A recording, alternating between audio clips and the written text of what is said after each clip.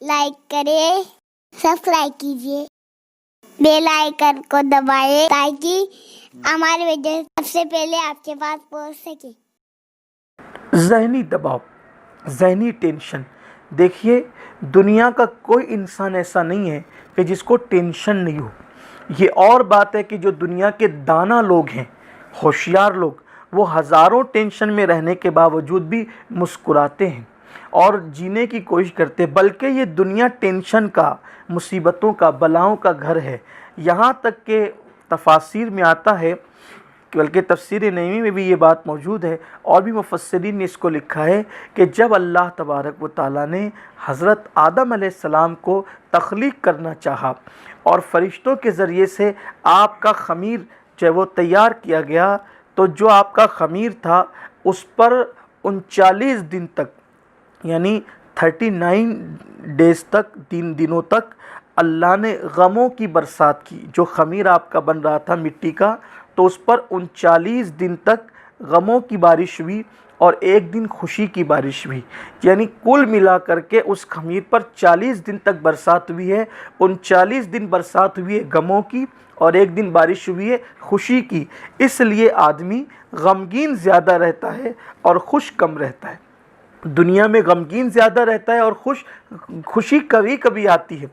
اچھا، پہلی بات ہے خوشی آتی ہے، اب آتی وہی چیز ہے جو پہلے سے نہیں ہوتی ہے۔ جیسے عید آتی ہے تو عید تو روز نہیں ہوتی ہے نا، عید کا دن خوشی کا دن ہے، تو عید آتی ہے، یہ روز نہیں ہوتی ہے۔ شب قدر آتی ہے، روز نہیں ہوتی ہے۔ شب برات آتی ہے، روز نہیں ہوتی ہے۔ شادی کا دن کبھی آتا ہے، روز نہیں ہوتا ہے۔ یعنی کہ جو چیز روز نہیں ہوتی وہی تو آتی ہے۔ تو پتہ چلا کہ خوشیاں کبھی کبھی آتی ہے اور غم ہمیشہ رہتا ہے۔ غم ہمیشہ رہتا ہے، اس لیے کہ 39 دن تک ابن آدم کے خمیر پر غموں کی برسات ہوئی ہے، تو آدمی غمگین زیادہ رہتا ہے اور خوش کم رہتا ہے۔ تو اس لیے ہمیشہ خوش رہنے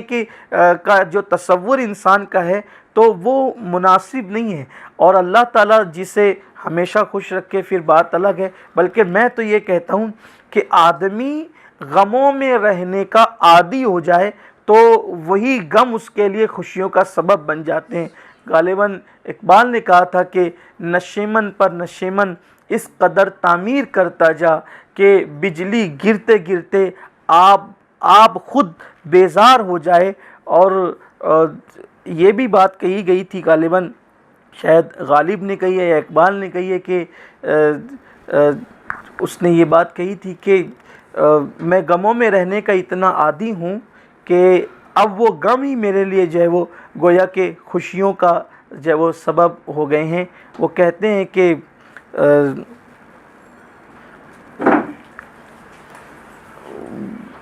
مشکلیں مجھ پر اتنی پڑی کہ آسا ہو گئی، یہ کسی کا شعر ہے۔ بہرحال جو بھی ہے، تو انسان اپنے آپ کو عادی کر لے غموں میں رہنے کا، اور پھر یہ سوچے کہ جو میں غم میں ایک لمحہ گزار رہا ہوں اس کا صلہ میرے اللہ نے مجھے دینا ہے۔ مصیبت میں جو وقت گزارا ہوں اس کا اجر میرے اللہ نے مجھے دینا ہے۔ ایک بزرگ کا انتقال ہوا تو ان کے انتقال کے 100 سال کے بعد یا 1 سال کے بعد کسی نے ان کو خواب میں دیکھا۔ 100 سال یا 1 سال کے بعد مختلف لوگوں نے لکھا ہے، تو اگر ہم 1 سال بھی پکڑ لیں کہ 1 سال کے بعد ان کو کسی نے خواب میں دیکھا، بہت بڑے ولی تھے۔ پوچھا کہ یہ بتائیں کہ جو قبریں وہ تو اندھیرے والی ہوتی ہے، سب سے زیادہ روشن اور منور قبر کس کی ہے؟ تو اس بزرگ نے فرمایا جو دنیا میں زیادہ مصیبتوں میں اور غموں میں اپنا وقت تو گزارتے تھے، سب سے زیادہ منور اور روشن قبر انہی لوگوں کی دیکھی گئی۔ یعنی سب سے زیادہ منور قبریں ان کی تھی جنہوں نے مشکل میں اور مصیبتوں میں دنیا کے اندر اپنا وقت اور اپنی زندگی گزاری۔ یاد رکھیے، جو جتنا بڑا ہوتا ہے نا، اس کی مشکلات بھی اتنی زیادہ ہوتی، چاہے اس کا اظہار کرے یا نہ کریں۔ لیکن اصل فن یہ ہے کہ مشکل میں رہ کر انسان اپنی مشکل کسی پر ظاہر نہ ہونے دے، مصیبت میں رہ کر اپنی مصیبت کسی پہ ظاہر نہ ہونے دے۔ خود ہمارے آقا صلی اللہ علیہ وسلم کی زندگی جو دکھی دلوں کا سہارا ہے، جو دکھی دلوں کے لیے مداوا ہے، جو زخمی دلوں کا پر مرہم رکھنے والی ذات ہے، شفیع المذنبین، رحمت للعالمین، طٰہٰ و یاسین، حضور علیہ السلام کی شان یہ ہے کہ سب سے زیادہ مسکرانے والی ذات اگر دنیا میں کوئی دیکھی گئی ہے تو وہ ہمارے آقا مصطفیٰ کریم رؤوف الرحیم صلی اللہ علیہ وآلہ وسلم کی ذات ہے۔ آپ مجھے بتائیں کہ زندگی میں حضور علیہ السلام پر کب مشکلیں نہیں تھیں، کب مصیبتیں نہیں تھیں، بظاہر غموں کے بادل کب نہیں منڈلا رہے تھے۔ ابھی ماں کے پیٹ میں صرف 2 مہینے کے حمل کی شکل میں ہے میرے آقا علیہ السلام، والد کا انتقال ہو گیا۔ آقا کریم صلی اللہ علیہ وآلہ وسلم اس شان سے دنیا میں آئے کہ ماں کے گھر میں چراغ جلانے کے لیے تیل بھی نہیں ہوتا تھا۔ حضور کی امی جان دیکھو، غربت کی بنیاد پر، غریبی سے خوف کھا کر اور فاقہ کشی سے نفرت کر کے خودکشی کرنے والوں سے میں پوچھنا چاہتا ہوں کہ غربت، کیا یہ ہم تصور نہیں کرتے کہ بظاہر غربت میں زندگی حضور کی والدہ نے گزاری، حضور کے خاندان والوں نے گزاری؟ آپ دیکھیے کہ آقا علیہ السلام خود فرماتے ہیں کہ میری ماں سوکھے ٹکڑے چباتی تھی۔ یہ کونین کے والی کی ماں کا حال ہے۔ آقا علیہ السلام نے ایک مقام پہ فرمایا کہ بھئی مجھ سے مرعوب نہ ہوا کرو۔ صحابہ کرام کی حوصلہ افزائی کرتے ہوئے سرکار کے فرمان کا مفہوم ہے کہ مجھ سے مرعوب مت ہوا کرو، میں اس ماں کا بیٹا ہوں جو سوکھا گوشت اور سوکھے ٹکڑوں پر اپنی زندگی کے شب و روز گزارتی تھی۔ جس کا بیٹا سراج منیر ہے، وہ اس گھر میں تشریف لاتے اس ماں کی گود میں کہ جس کے گھر میں چراغ جلانے کے لیے جو ہے وہ تیل بھی موجود نہیں ہوتا ہے۔ یہ حضور علیہ السلام کی والدہ کا حال ہے۔ پھر اس کے بعد آپ دیکھیں کہ یہ اس طرح سے سرکار ایک گویا کہ بیوہ ماں کی گود میں تشریف لاتے ہیں، اور وہ بیوگی بھی آج کل کی نہیں بلکہ آج سے کم و بیش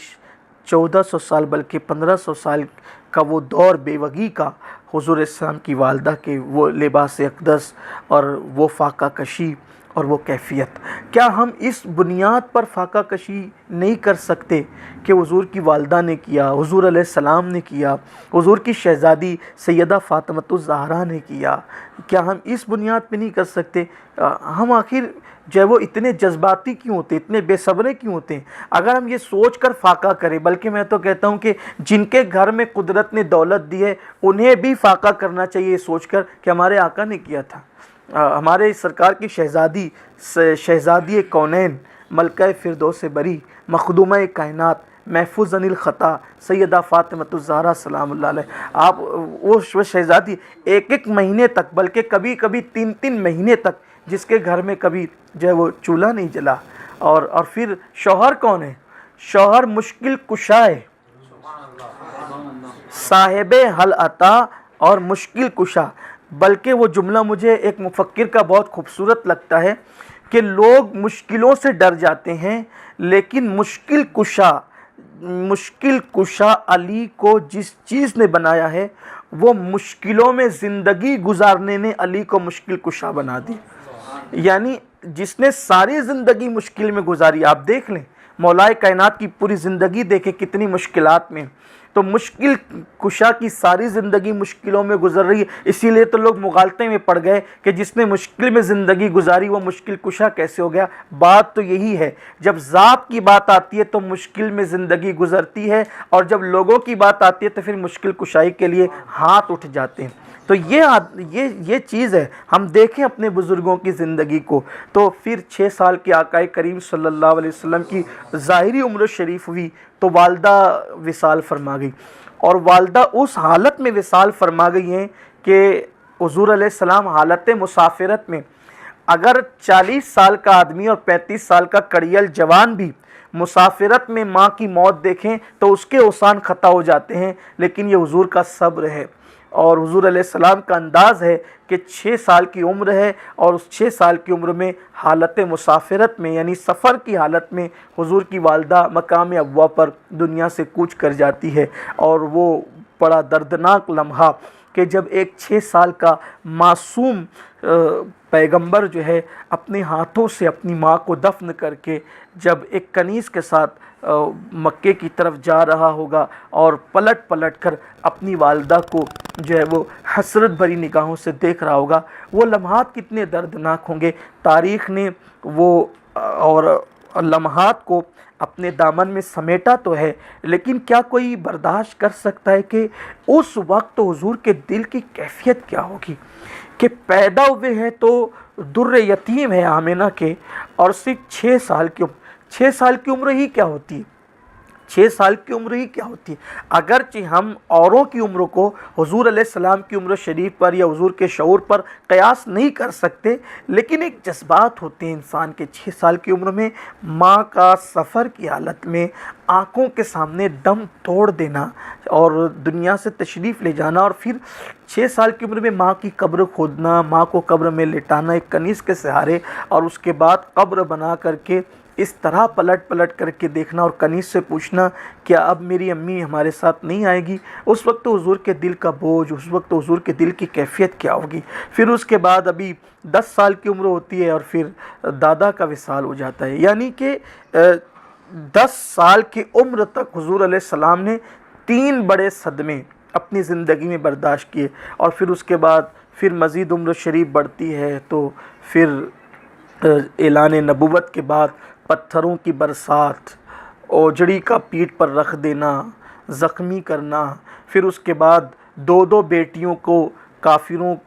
کے بہکاوے پر ابو لہب کے بیٹوں کا طلاق دے دینا۔ وہ سوچیں ذرا، غور کریں، آپ کے ایک بیٹی اگر طلاق پا کر گھر آتی ہے تو باپ کے دل پر کیا گزرتی ہے، 2 بیٹیاں طلاق پا کر جب حضور کے گھر آتی ہے تو حضور کے دل پر کیا گزرتی ہوگی۔ پھر اس کے بعد جو ہے وہ رفیق حیات کا دنیا سے چلے جانا، پھر مشفق چچا کا دنیا سے رخصت ہو جانا، پھر اس کے بعد اپنا گھر چھوڑ کر، میں سمجھتا ہوں کہ یہ پوزیشن، یہ کیفیت کس پر آتی ہے، کون ان حالات سے گزرتا ہے۔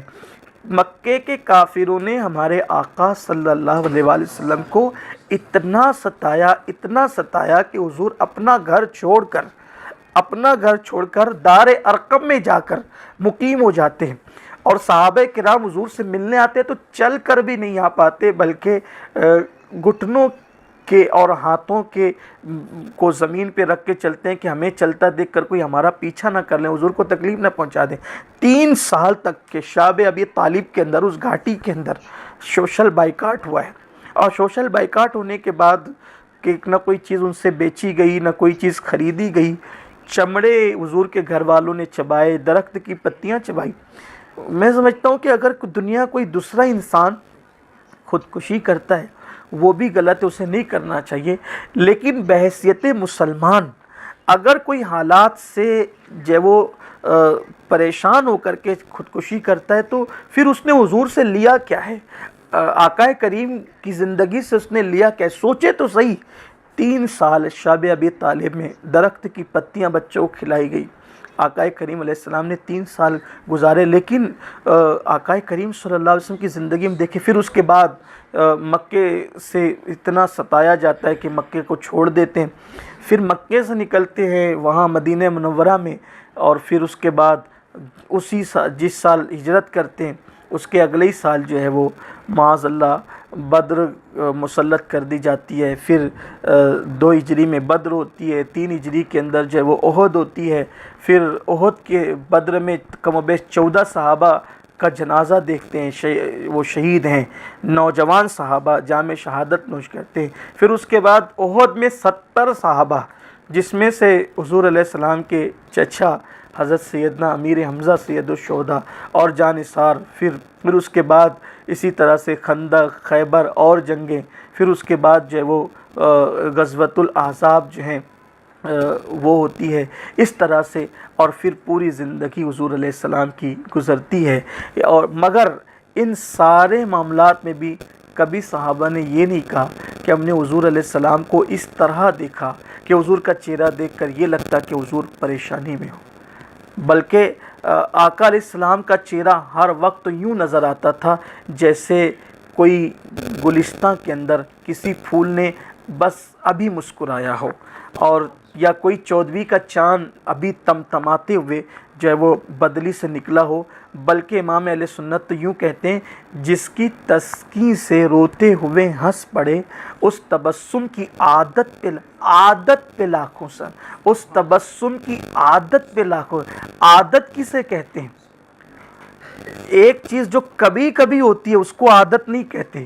جو ہمیشہ ہوتی ہے اس کو عادت کہتے ہیں، جو بے تکلف ہوتی ہے اس کو عادت کہتے ہیں، جس کا اظہار چاہتے ہوئے بھی ہو جائے اور نہ چاہتے ہوئے بھی ہو جائے اس کو عادت کہتے ہیں۔ تو گویا کہ میرے سرکار ہمیشہ یوں مسکراتے تھے کہ ان کے مسکراہٹوں سے مرجھائی ہوئی کلیوں میں جان پڑ جاتی تھی، اور غمگین لوگوں کو ایک حوصلہ مل جاتا تھا، بھئی جو دوسروں کو مسکرانے کا شعور دینے کے لیے آئے ہوں تو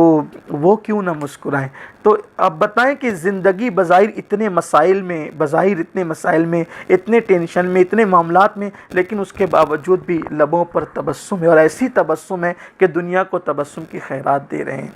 اور جب بھی ٹینشن آئے تو اس وقت تو حضور کو یاد کریں، اور بلکہ اب مختلف ٹینشن کو آپ دیکھ لیں، جیسے مثال کے طور پہ اللہ نہ کرے کسی کا جوان بیٹا انتقال کر جائے۔ یہ بات فطری طور پر ہے کہ جیسے جیسے بچے بڑے ہوتے ہیں ویسے ویسے بچوں سے دل اور لگتا چلا جاتا ہے۔ بچپنے میں تو پیارے ہوتے ہی ہیں، لیکن بڑے ہوتے ہیں تو امیدیں وابستہ ہوتی ہے، بڑا ہو رہا ہے، کمائے گا، بڑھاپے کا سہارا بنے گا، شادی کروں گا دادا بنوں گا، یعنی بچے کی شادی کروں گا تو دادا بنوں گا، پوتے ہوں گے، پوتیاں ہوں گے، گھر کے آنگن میں پھول کھلیں گے۔ اللہ نہ کرے ایکسیڈنٹ ہو گیا، اللہ نہ کرے انتقال ہو گیا، کتنا ٹینشن ہوگا۔ اب اس ٹینشن میں راحت اگر چاہتے ہو، سکون چاہتے ہو، تو یاد کر لو کہ میرا بیٹا تو پتہ نہیں نکٹا بھی ہو سکتا ہے، کانا بھی ہو سکتا ہے، چپٹا بھی ہو سکتا ہے، وفا بھی دار بھی ہو سکتا ہے، بے وفا بھی ہو سکتا ہے۔ ایسا بیٹا گیا تو اب غم بھول نہیں پا رہا ہے۔ کربلا میں تصور کر کے علی اکبر کی شہادت یاد، کہاں تمہارے بیٹے کا ایکسیڈنٹ اور کہاں علی اکبر رضی اللہ تعالیٰ علی جدہ علیہ السلام کی شہادت۔ میں کہتا ہوں امام حسین سے کوئی پوچھے نا، اس وقت بھی جو وہ نہ شکوہ ہے نہ شکایت ہے، بلکہ سب کچھ لٹا کر بھی جب خود کی جان دینے کی یہ بات آتی ہے تو ایک جملہ تھا آپ کی زبان پہ، ایک فزت برب الکعبہ، رب کعبہ کی قسم میں کامیاب ہو گیا، کیونکہ اللہ تبارک و تعالیٰ دنیا کی مصیبتوں کا صلہ، بھی 2 ہفتے پہلے یا پچھلے ہفتے ہی میں نے بیان کیا تھا کہ اللہ تعالیٰ جب مصیبتوں کا صلہ